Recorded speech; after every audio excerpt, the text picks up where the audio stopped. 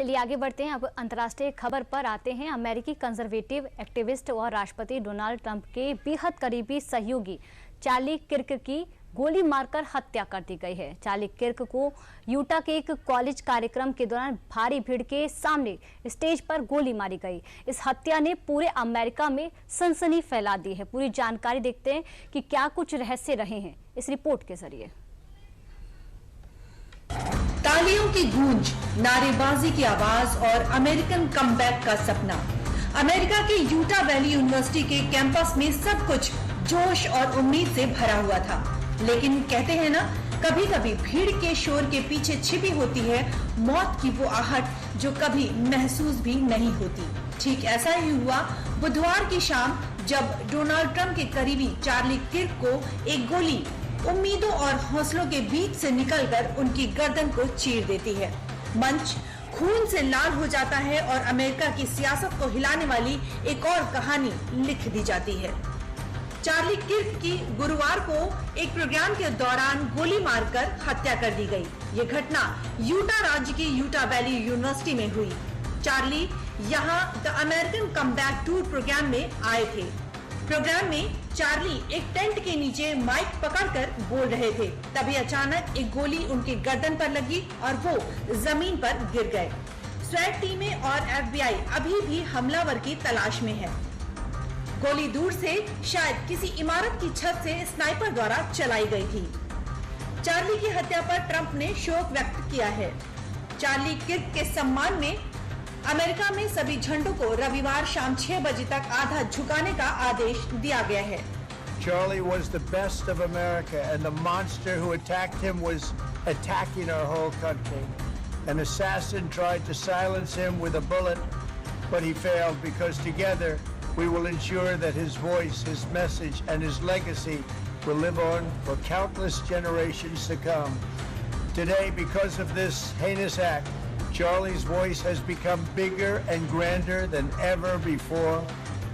Charlie Kirk Donald Trump के सबसे करीबी समर्थक, राइट विंग विचारधारा की तेज आवाज और लाखों युवाओं के लिए रोल मॉडल थे, जो मंच पर खड़े होकर माइक थामकर अमेरिकन कमबैक टूर के जरिए अपने देश के लिए एक नए भविष्य की तस्वीर खींच रहे थे।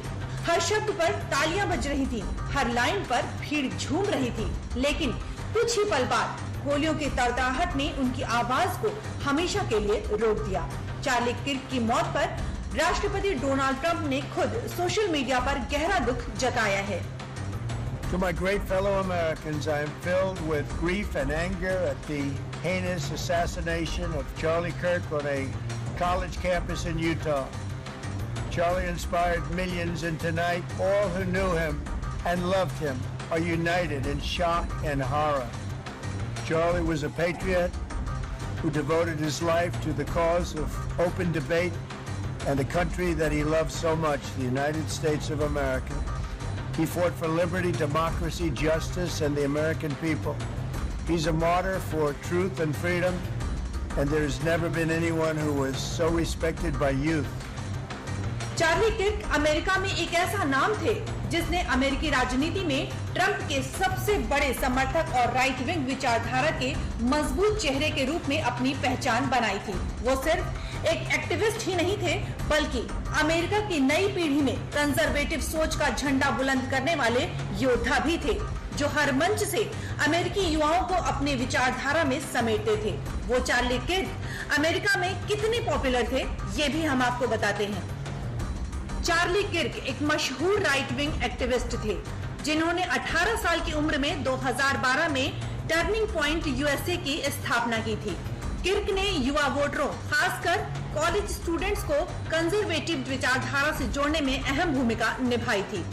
उनकी संस्था टर्निंग पॉइंट USA आज भी अमेरिका की सबसे बड़ी कंजर्वेटिव स्टूडेंट मूवमेंट है। किर्क की सोशल मीडिया पर जबरदस्त फॉलोइंग थी, जिसमें एक्स पर 53 लाख फॉलोअर्स थे। उनके road show the Charlie Kirk show को हर महीने 5 लाख से ज्यादा लोग सुनते थे। वो ट्रंप के 2016 और 2024 के चुनाव कैंपेन में भी सक्रिय थे। अमेरिका की राजनीति के इन खूनी पन्नों में गोलियों की स्याही बार बार झलकती है। अमेरिका के राजनीतिक इतिहास में पॉलिटिकल एसोसिएशन कोई नई बात नहीं है। लिंकन से लेकर JF कैनेडी और अब चार्ली किर्क तक अमेरिका में हर हत्या ने ये दिखाया कि लोकतंत्र के सबसे मजबूत गढ़ में भी हिंसा और बंदूकें अब तक राजनीति का हिस्सा बनी हुई हैं। अमेरिका जो दुनिया का सबसे ताकतवर लोकतंत्र, जहां स्वतंत्रता और अभिव्यक्ति की आजादी को ही सबसे बड़ी पूंजी माना जाता है, लेकिन इसी लोकतंत्र की धरती पर गोलियों की गूंज बार बार इतिहास को लहूलुहान करती रही है। 1865 में अमेरिका के राष्ट्रपति अब्राहम लिंकन को थिएटर में प्रदर्शन देखते हुए पीछे से गोली मार दी गई। 1881 में जेम्स ए गारफील्ड को वॉशिंगटन रेलवे स्टेशन पर हमलावर ने गोलियों से छलनी कर दिया। 1901 में विलियम मैककिनले बफेलो को एक मेले में गोली मार दी गई। 1950 में प्यूर्टो रिको के राष्ट्रवादियों ने राष्ट्रपति हैरी एस ट्रूमैन की हत्या की कोशिश की। 1933 में फ्रैंकलिन रूजवेल्ट पर गोलियां चलाई गई थीं। 1963 में जॉन एफ कैनेडी को डलास में खुले वाहन में यात्रा करते समय सिर में गोली मार दी गई। 1968 में रॉबर्ट कैनेडी और मार्टिन लूथर किंग जूनियर भी गोलियों का शिकार बने। 2024 में पेंसिल्वेनिया में एक रैली में राष्ट्रपति डोनाल्ड ट्रंप की हत्या के प्रयास भी किए गए थे। जब खून की स्याही से इतिहास लिखा जाता है तो आने वाली पीढ़ियों को सिर्फ सबक नहीं, जख्म भी विरासत में मिलते हैं। समय बदला, नेता बदले, लेकिन बंदूक की नली से निकलती गोली का अमेरिकी राजनीति से रिश्ता कभी नहीं टूट सका। ये घटनाएं साबित करती हैं कि अमेरिकी राजनीति का इतिहास जितना लोकतंत्र और स्वतंत्रता से जुड़ा है, उतना ही गोलियों और खून से भी दागदार है। और अमेरिका में आज भी इतिहास खुद को एक बार फिर से दोहराता दिख रहा है। अब आखिर चार्ली किर्क की हत्या ट्रंप के लिए एक बड़ा झटका क्यों माना जा रहा है, आइए ये भी समझते हैं। चार्ली किर्क ट्रंप की कैंपेन के लिए एक मजबूत स्तंभ थे। उनकी संस्था टर्निंग पॉइंट यूएसए ने 2024 के चुनाव में ट्रंप की जीत में अहम भूमिका निभाई थी। किर्क की युवाओं को लामबंद करने की काबिलियत बेमिसाल थी।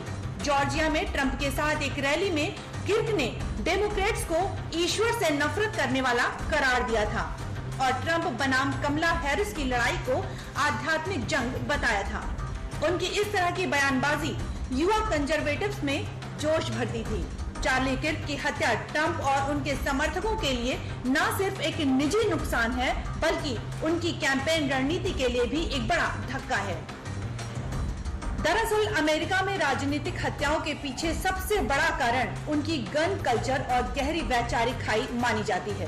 अमेरिका में हर नागरिक को संविधान के तहत हथियार रखने का अधिकार है और लगभग हर 100 लोगों पर 120 से ज्यादा बंदूकें मौजूद हैं। यही वजह है कि गुस्सा, नफरत या विरोध अक्सर गोली की शक्ल में सामने आता है। दूसरी तरफ डेमोक्रेट्स और रिपब्लिकन के बीच बढ़ता ध्रुवीकरण नेताओं को सिर्फ विरोधी नहीं बल्कि दुश्मन बना देता है। इस माहौल में जब कोई बड़ा नेता या एक्टिविस्ट खुले मंचों पर लोगों से मिलता है तो उस पर हमला करना उग्रपंथियों के लिए आसान हो जाता है।